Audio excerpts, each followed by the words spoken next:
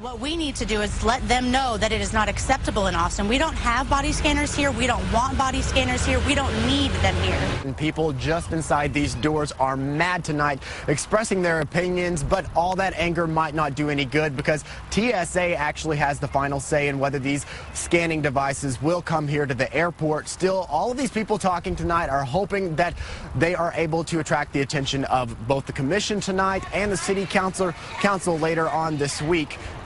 They want to deliver a message that will come from these groups to TSA saying we don't want these devices here. Now, the big issue tonight seems to be privacy. That is a direct invasion of privacy. But not everyone is willing to give up any possible extra security that could come. We talked to passengers at the airport today who said this is something people will just have to accept because it's unlikely TSA will budge. No, there's overwhelming opposition to body scanners. I mean, the privacy issue, the fact that all radiation is dangerous, and the fact that they're ineffective. People that don't travel constantly or often, and they're concerned that they're going to be pulled out of line and people touch them and things like that. But I mean, the alternative is, it's much better than the alternative of paying for the safe travel, I think. Along with radiation concerns, critics say the machines don't work as well as proponents would like. And then you have groups like Texans for Accountable Government saying it's an invasion of privacy. What we need to do is let them know that it is not acceptable in Austin. We don't have body scanners here. We don't want body scanners here. We don't need them here. That group is one of those working to convince the Airport Advisory Commission to oppose the scanners. In the past, it's put up privacy fights against the APD blood draw program, private data concerns at Austin's Fusion Center, and even accountability for toll roads. Ty says people who don't like the scanners might just have to live with them. It's unlikely the TSA will budge on this security issue. I like to think it makes things safer. So I think that we do all we can do. And I hope that that's enough.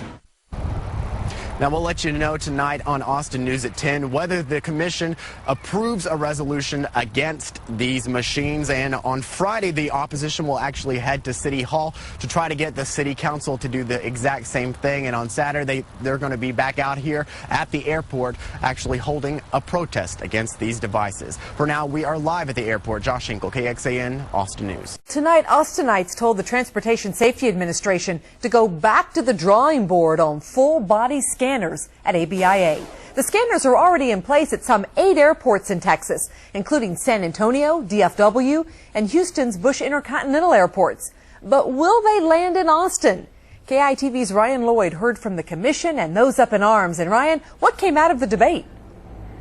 Well, Betty, the Austin Airport Advisory Commission drafted a resolution against body scanners. It doesn't hold too much weight, though, because security issues like this are a federal issue, but the resolution will City Council, where many are hoping that Austin's leaders will influence federal officials to stop the machines from making it to Austin.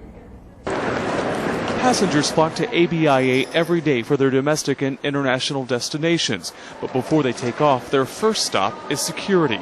TSA workers use advanced pat-downs and walk-through scanners to ensure their safety. But soon they could use advanced imaging technology, or AIT.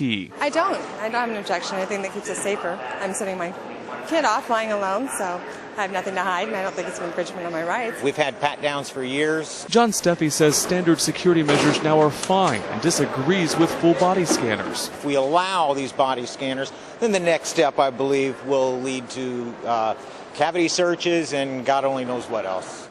I'm sick of it. I'm passed up to here. I don't know what to say anymore. This is not America. And he's not alone. Many believe the machines invade people's privacy, civil rights, and are scared about negative health effects. I would say 99.9% of the time, government doesn't do what the people want anymore. They just say, okay, we'll listen to what you say, and then the outcome is always different. But the Airport Advisory Commission did listen to everyone, including TSA Federal Security Director Mike Scott. Again, the technologies, protections for privacy are a great concern. He says he's concerned for the safety of the traveling public. But many others say they're concerned about limited freedom. Now, the commission voted 5-0 to adopt the resolution. One member tells me they believe this fight must start somewhere, even if the only action they can take is making a recommendation.